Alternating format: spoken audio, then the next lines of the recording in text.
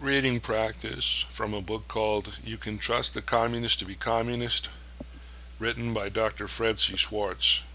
Chapter 2, continuing. The recruitment of a communist. If there is one question asked more frequently than any other, it is this: why do rich people, educated people, even religious people become communists? People say, I can understand the appeal of communism to the poor, to the ignorant, to the exploited, and to the oppressed. What I cannot understand is its appeal to the wealthy, the educated, and the religious.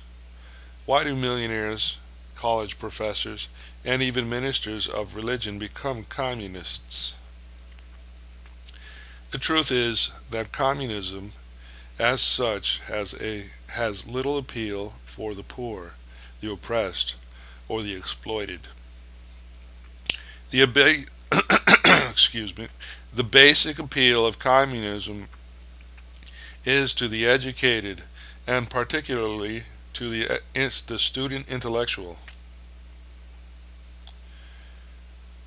A summary survey of leading communist personalities will soon show that the great majority were recruited as students. While I was in Portland, Oregon, I went to collect my laundry. I mentioned to the laundryman the alarming figure of communist advance. He had enough intelligence to be alarmed. He said, "We must do something. We must do something." He thought for a moment and then said, "We must feed them. No man can ever become a communist on a full stomach." I looked at him and said, "I could mention one or two who did: Karl Marx, Friedrich Engels, Vladimir Lenin, Joseph Stalin, Molotov, Bulganin, Kalinin, Mikoyan, Kaganovich, Mao Zedong, Chou Enlai, Liu Xiaochi, Chu the Ho Chi Minh, Whittaker Chambers, William Remington, Hal Ware. I ran out of breath, but not out of names.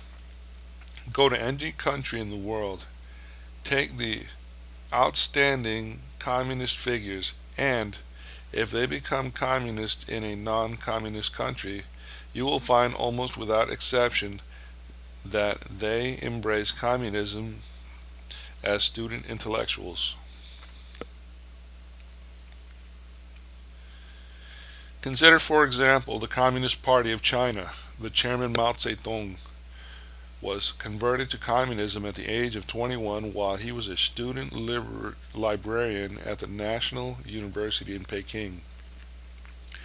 The Prime Minister Chou Enlai, son of a wealthy Chinese aristocrat, was studying at a university in Paris, France, when he became a communist. The commander-in-chief of the Red Army, I don't know how to pronounce that, Chu The, son of a wealthy Chinese, was converted to communism by Chou Enlai while he was studying at the Prussian Military Academy in Germany. Liu Xiaochi, brilliant theorist and heir apparent to Mao Zedong, embraced communist as a young student. The record is the same wherever you go. The sinister truth is that the majority of the students in the world today were attracted to communism. Until the appeal of communism to student intellectuals is understood, any effort to combat its influence among them is futile.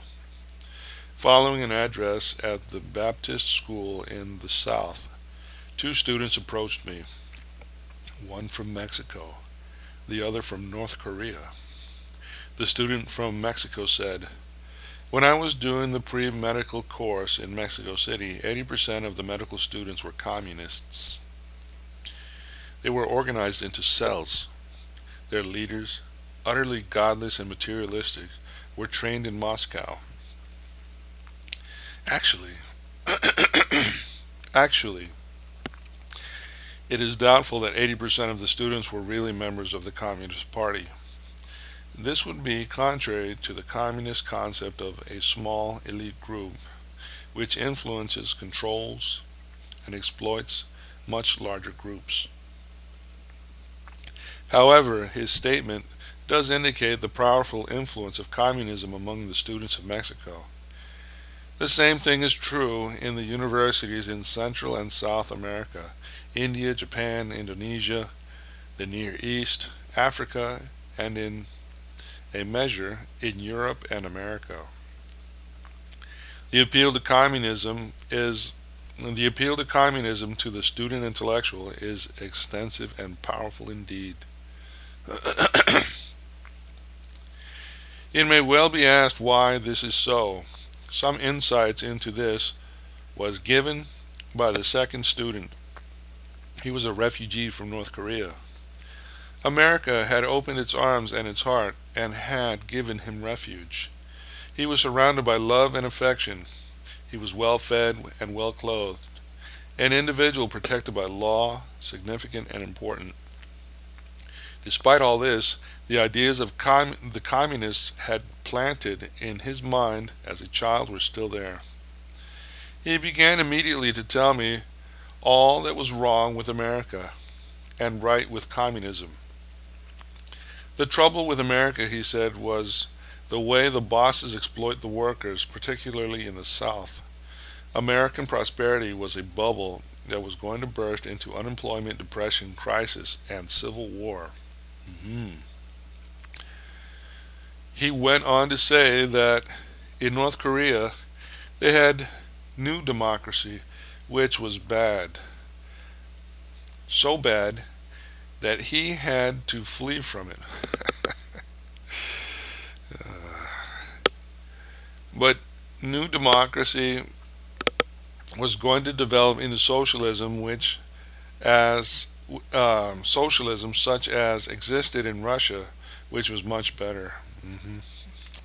Socialism would finally evolve into communism, which was very good. Under communism, human nature would be so perfect that there would no longer be the need for any government whatsoever.